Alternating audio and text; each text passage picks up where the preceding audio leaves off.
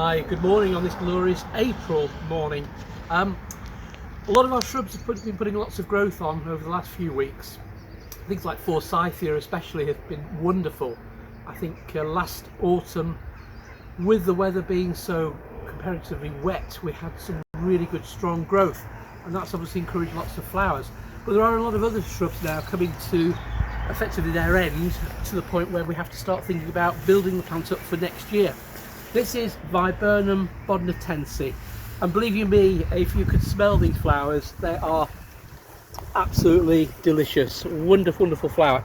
As you see, the plant's just starting to go over now. It's been in flower for probably the last couple of weeks, and because this wonderful weather, it's been particularly gorgeous.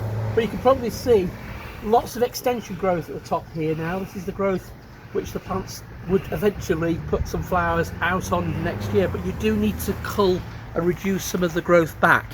So get your secateurs out and basically just follow the shoots back into the woody growth. So you just take out shoots and take another one there. Let's go there. These are quite long whippy growths, as you can see, and obviously what will happen then through the course of the next few weeks and into the next couple of months, the plant will then produce another secondary lot of growth. I'll go back in actually when the plant has actually flowered and take a lot of these flowering shoots back too, so the whole plant will get a complete and utter haircut. But you can see it's just a matter of just going back and following the plant and shoot back into growth there, so you're not actually harming this year's flowers at all. In fact, if anything, you're going to encourage a lot more flowers, and that's the secret. Now this plant's been in for quite a few years actually. I probably reckon maybe 12-15 years, so it's well established. You could cut something this mature back quite harsh if you wish.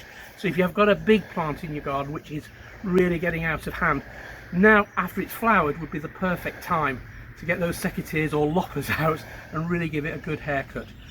I always say, and you probably know me, you always balance pruning by feeding. So get some fertiliser if you can onto the base of the plant and water it well in.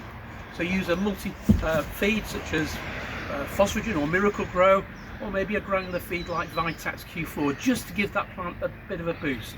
But believe you me, it will make all the difference in producing a show as good as this every spring. Thanks very much.